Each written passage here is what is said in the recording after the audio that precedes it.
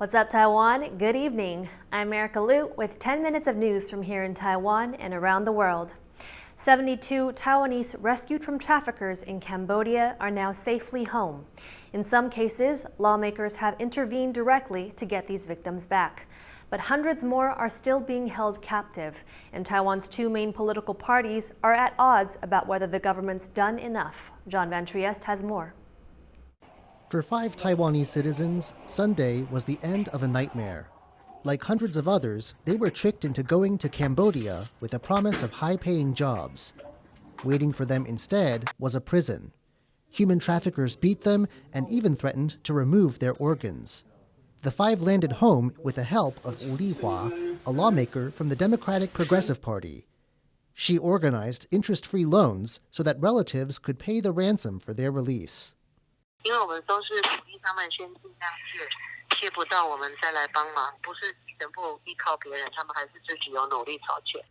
Wu is not the only lawmaker trying to repatriate victims of trafficking. 3 others from the opposition Kuomintang, or KMT, went to Cambodia last week, where they met with locally based Taiwanese to discuss the rescue of captives. They also brought one victim back with them.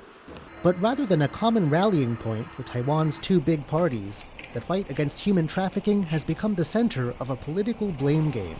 This just months before a midterm election. One of the Kuomintang lawmakers who went to Cambodia has accused the government of not doing enough.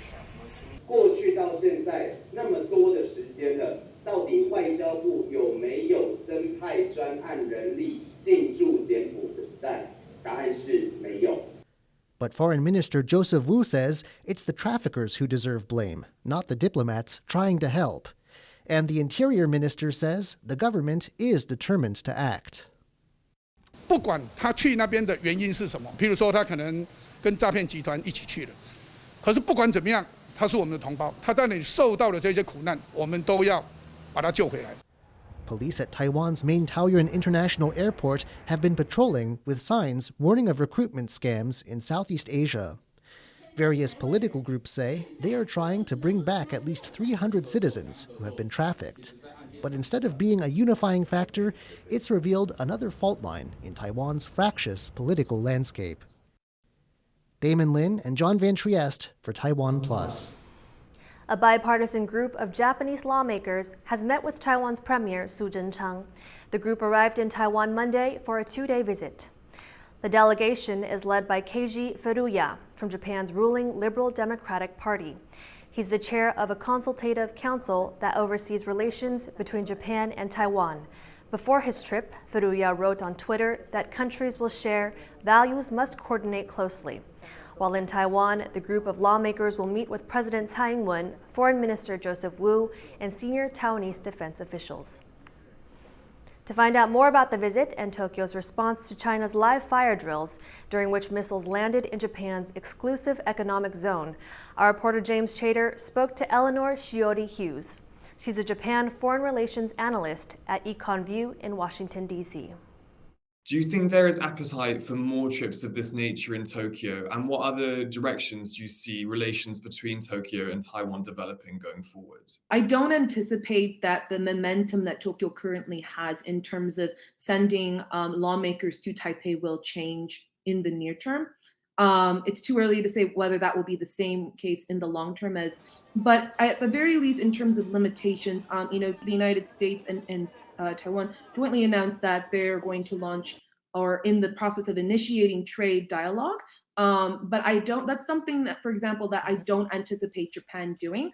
One unique thing about Japan is that, unlike Taiwan and Australia at the very least, Japan has not yet, I'll say yet being the operative word, has not yet been subject to a big amount of economic coercion from China. And that's something that it's very, worried about because it depends heavily economically on the PRC. What has the response been in Japan to China's live fire drills? The Japanese government officials and analysts who are based in Tokyo or watch Japanese foreign policy and security closely are quite alarmed by the fact that Out of the 11 missiles that China fired, that 5 of them landed in Japan's exclusive economic zone for the first time. Shortly after Nancy Pelosi made her visit, there was a Japanese think tank that actually convened and had some sort of a war game that basically, one takeaway from that war game was that the Japanese don't have adequate resources, or not going to do a good job at perhaps,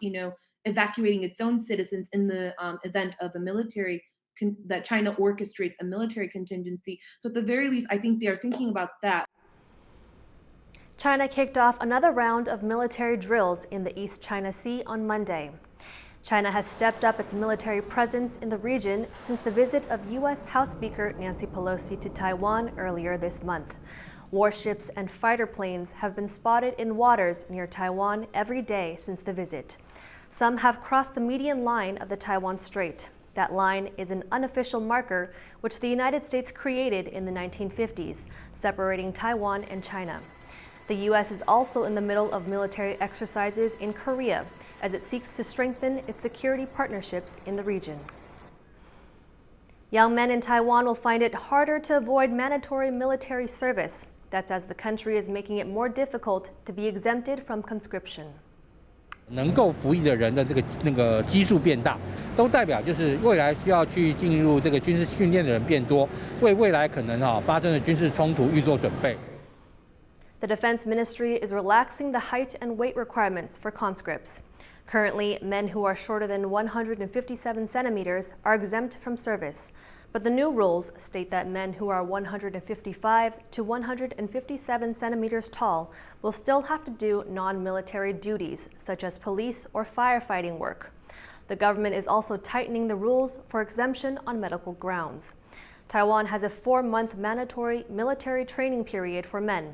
In recent months, this period has been criticized as too short amid China's threats to annex Taiwan. Taiwan's main opposition, Kuomintang, or KMT, is calling for the reopening of traveled corridors with China. KMT Vice Chair Andrew Shah was speaking in the southeastern Chinese city of Xiamen. He urged the two sides to resume the so-called Mini-3 links. These are transport, postal, and trade ties between Taiwan's outlying islands of Jinmen and Matsu and 3 Chinese cities in Fujian province. They were suspended in February 2020 because of the COVID-19 pandemic. Taiwan's government has panned Shah's visit to China as it comes after Beijing held nearly a week of military drills in waters surrounding Taiwan. Shah says reopening the links would benefit cross-strait exchanges. 聆听关怀之外，我们要把这个意见呢，我们要传达不管给大陆方面，或者是他回去以后呢，我们甚至可以建议。 Taiwan's unemployment rate grew to 3.78% in July. That's a 9-month high. New government statistics show that 448,000 people were jobless in the country last month, up from just over 440,000 in June.